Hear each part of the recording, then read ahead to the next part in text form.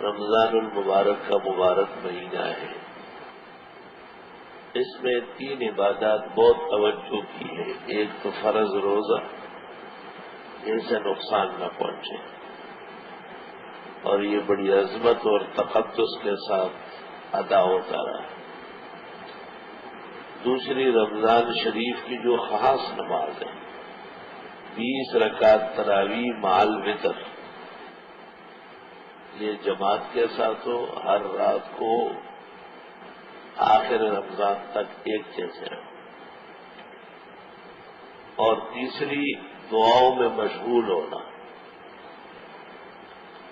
جناب رسول اللہ صلی اللہ علیہ وسلم نے فرمایا ہے، ایک تو لا الہ الا اللہ کی کثرت کرو، دوسرا استغفار زیادہ کرو، اور آپ نے جو دعا تعلیم فرمائی وہ یہ ہے، اللہم انک عفو کریم تحب العفو فاعف عنا وانا نسألک الجنہ ونعوذ بک من النار.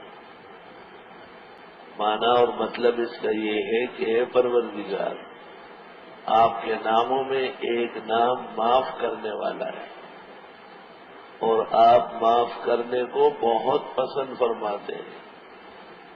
ہمیں بھی معاف فرما، اور ہم آپ سے جنت مانگتے ہیں اور جہنم سے بچنا چاہتے ہیں. بہت ہی مبارک الفاظ ہیں.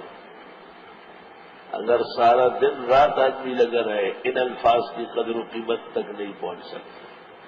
معلوم یہ ہوا کہ مبارک گھڑیوں میں، خاص کر رمضان شریف کے اوقات میں، دن رات کے مختلف احوال میں دعا پر توجہ ضروری ہے. دعا کی نشست لگانا. ہمارے پڑوس میں میدان میں ایک دعا ہونے والی ہے،